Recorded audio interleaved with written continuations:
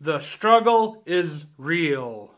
Just recently, I collaborated with a new person, another YouTuber, on my boat. And almost everything went wrong. Now, I did make an intro clip on this fishing trip, so let me roll it right now so you can see the first couple of things that went wrong on the trip. Today, I'm fishing with a special guest. This is Joseph Herrick. Check out the iCard above and go subscribe to his channel. He loves to bass fish, but he also loves to catch all kinds of other fish, like muskie, stripers, even catfish. So check his channel out. Now, today we have the worst possible conditions. It is windy, and it is below freezing right now. We also had a major issue right at the beginning of this trip.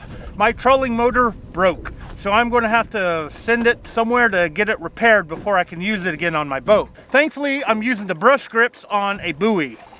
That buoy. And we're at a hole that I saw catfish on my fish finder, so we're going to try to catch a couple of catfish before we start running the river chasing stripers. That's the two fish we're going to try to catch today. With it being so cold, we may not catch any stripers. And I really need a trolling motor to be able to chase them better, but we're going to give it a try and see what happens. I don't have all my catfish gear with me either, and I have a Mel's bait tank on here with a bunch of live gizzards, and I have frozen skipjack.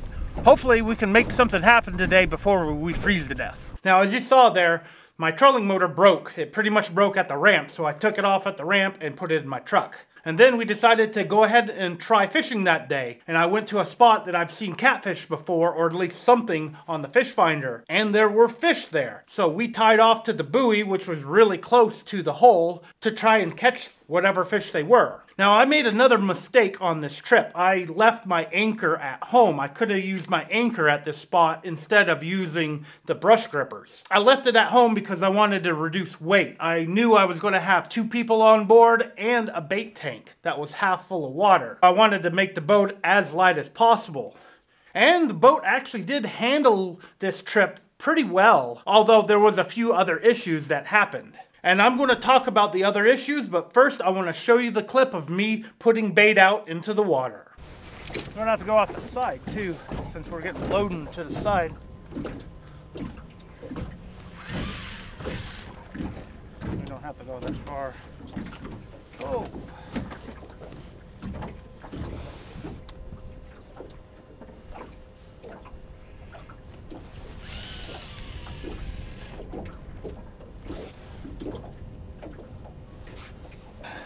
Guess I'm going to have to convert the whisker seeker.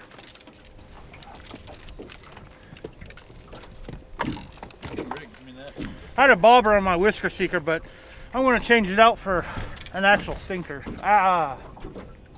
Yeah, I can do that. I got sinkers. I've been converting my stuff to the rig wrap, and I know I don't have no sinkers in my fishing bag, but I do have them in the rig wrap. I've never seen this before. This is pretty cool. Yeah, Muddy River catfishing bobber. I got the Rig Pack 60 mostly rigged up. Still got a little ways to go. I got to melt some lead. I'm also going to be saying that in a future video, because I go fishing under a bridge without any sinkers. This is just a crazy rig on here. I really like using live bait with this because the live bait will make the rattle. That's why I had the bobber. I was going to put a gizzard shad under it. May still do that later if we get lucky enough to find stripers somewhere.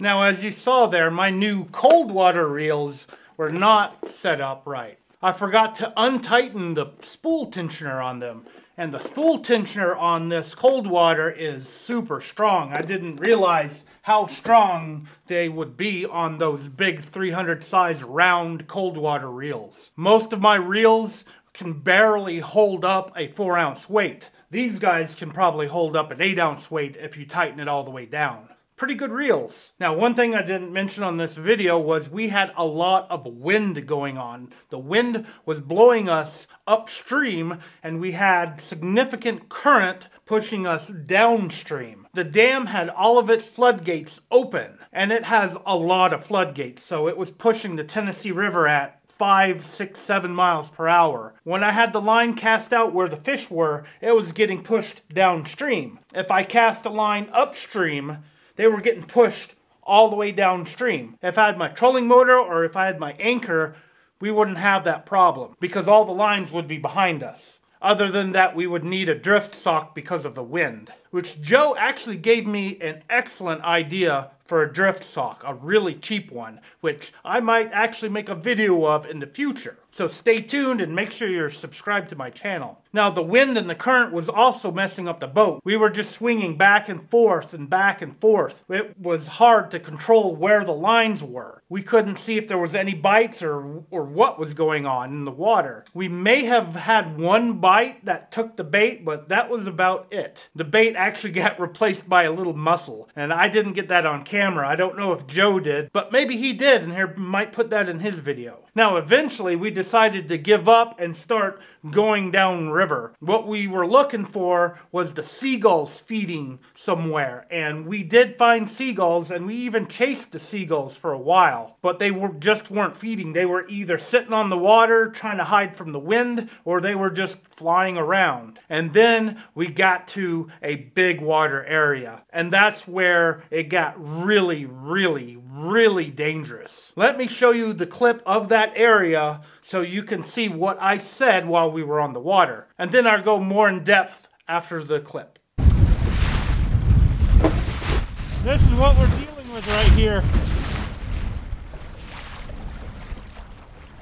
This is rough water. Now, seagulls aren't even feeding on this. My deck's all wet from hitting this, so I'm gonna have to turn back and go back to the area we were at. There's white caps everywhere.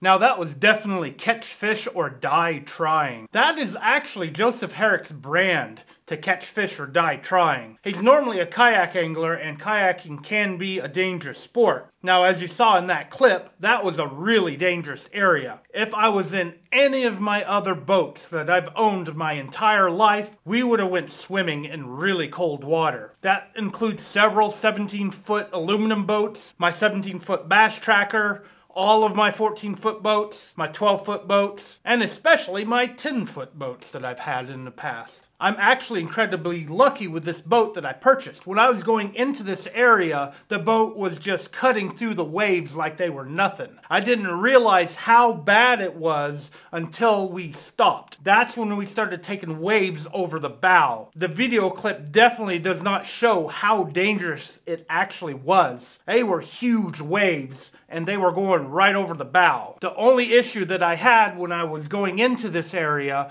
was the jet foot was coming out of the water. We were going right through it, and every now and then when we went through the bigger waves, you could hear it going because it was getting pushed out of the water by these giant waves. I wish I had actually recorded that. It was rough, but it handled it a lot better than I thought it would. Now, us trying to get back upstream was just a little bit of a different story because we were riding the waves. These waves were, when they were coming at us, we were cutting through them. But on the way out, we were riding the waves and coming off of them, which was slowing everything down. I actually filmed that. So here's the clip of us trying to leave the area.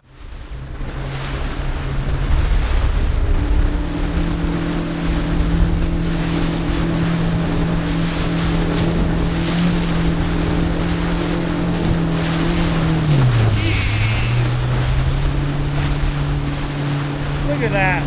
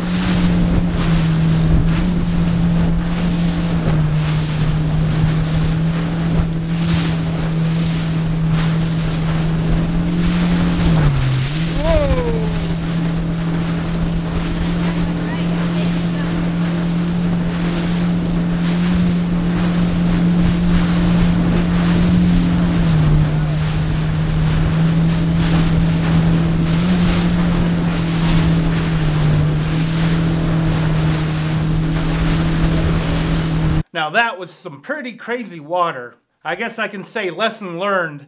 Don't go out when there's a whole lot of wind going on out in a big lake. Make sure I stick to backwaters or areas protected from the wind. Now I know that I'm publishing a video where we got skunked. We actually didn't catch anything, but I figured that this is actually a good educational video to show you to try not to take a boat out when you have inclement weather like this. This was really, really crazy. I would say it was 10 to 15 mile per hour wind gusts were happening on this day, making it almost impossible to fish. Now when we were upstream, we were just a little bit protected. We still had a lot of wind and it was causing a lot of problems, but it might have been possible to catch some fish if I had a trolling motor, an anchor, and a drift sock. Out of all of this, there was one sign that told us that we should not have been fishing this day. And here's the clip of that sign. Well, I found why we're not catching any fish. All the cows are laying down. And when the cows are laying down, that's a sign that the fish are not biting. Now, I hope you guys enjoyed this video and may have learned something from it. I know that I did when I was out on the water. This won't deter me from trying to fish when it's bad weather out. I've just got to be smarter about it. Open water is definitely something to avoid when there's a lot of wind going on. And I think my cat has enjoyed making this video as well a little bit. She's been laying behind me and pawing my back and my elbow while I made this video. So like I said earlier, go check out Joseph Herrick's channel and subscribe to it. Help him grow. He's wanting to get more into YouTube this year. And if you like this video and have learned anything from it, hit that thumbs up. Me and Joseph Herrick will try to fish again sometime in the future. Not sure when yet, but this isn't over. And thank you guys again for watching. My cat says thank you for watching too.